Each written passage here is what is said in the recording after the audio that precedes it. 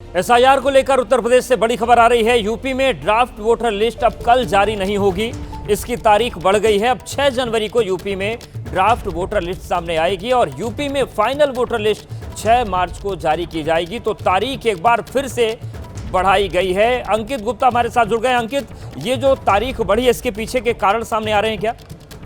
ये फिलहाल अभी तक आधिकारिक कारण को नहीं बताया गया है, लेकिन जैसे कि हमको जानकारी मिल रही है कि चुनाव आयोग ये ड्राफ्ट मतदाता सूची जारी कर रहा है। उत्तर प्रदेश का चुनाव आयोग के हिसाब से बात करें तो वो जो तैयारी ये कर रहे हैं कि जो ड्राफ्ट मतदाता सूची जारी की जाए उससे पहले जो एक मैपिंग की प्रक्रिया है वो कर ली जाए, क्योंकि जो तमाम जो दस्तावेज जो लोगों ने फॉर्म भरे हैं उसमें अगर किसी तरह की अनियमितता है तो उसके आधार पर ही अगर किसी का नाम हटाना है तो उसको हटाया जा सके। हालांकि इस वक्त हमको जो एक बड़ी जानकारी ये मिल रही है कि 2,89,00,000 मतदाताओं के नाम ड्राफ्ट मतदाता सूची से हटाए जा सकते हैं, लेकिन अभी भी चुनाव आयोग इसी प्रक्रिया में है कि अगर उसमें से कुछ और लोगों के नाम जो है जुड़ सकते हैं या वो लोग सामने आ रहे हैं तो उनके नाम जो है ड्राफ्ट मतदाता सूची से ना हटे। तो बिल्कुल, और इसका फाइनल जो जारी होगा मार्च में होगा। बहुत शुक्रिया अंकित आपका जानकारी और अपडेट्स को देने के लिए। तो ये पूरी तस्वीर है कि अब 6 तारीख को ये लिस्ट सामने आएगी। बात करते हैं ओडिशा की, जहां के कटक में एक एडिशनल तहसीलदार के ठिकानों से अकूत कमाई मिली है।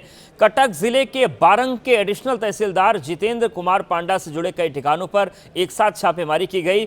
आय से अधिक संपत्ति के मामले में कार्रवाई हुई थी और उसके बाद आप तस्वीरें देखिए, करीब 75 लाख रुपए कैश, बड़ी तादाद में गहने और कई प्रॉपर्टी के दस्तावेज बरामद किए गए हैं और ये कार्रवाई हुई है। आप नोटों की गड्डियां देखिए, किस तरीके से कमाई का पूरा सिलसिला चल रहा था, लेकिन इसकी जो भनक लगी वो जांच के दायरे को बढ़ाती है और उसके बाद जो तस्वीरें हैं वो आपको गवाही दे रही हैं कि किस तरीके से काली कमाई की गई थी। तो ये तस्वीरें ओडिशा के कटक से आई हैं, जहां पर बारंग के एडिशनल तहसीलदार जितेंद्र कुमार पांडा से जुड़े कई ठिकानों पर छापा मारा गया और इस छापेमारी को आय से अधिक संपत्ति के मामले में किया गया था। करीब 75 लाख रुपए कैश मिला है, बड़ी तादाद में गहने मिले हैं और कई प्रॉपर्टी के दस्तावेज भी बरामद हुए हैं। और जांच पड़ताल के बाद ये जो तस्वीरें निकलकर सामने आ रही हैं ये हैरान करने वाली हैं, क्योंकि एक एडिशनल तहसीलदार के पास इतनी संपत्ति के कागजों का मिलना, इतने गहनों का मिलना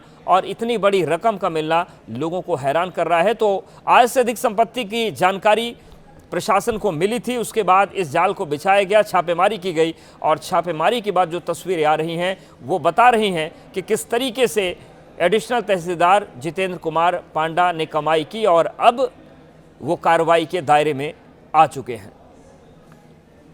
तो अलमारी खोली गई तो अलमारी में नोट ही नोट दिख रही है और उसकी गिनती गई तो 75 लाख रुपए कैश था। उसके अलावा सोने चांदी के गहने और कई प्रॉपर्टी के दस्तावेज भी मिले हैं।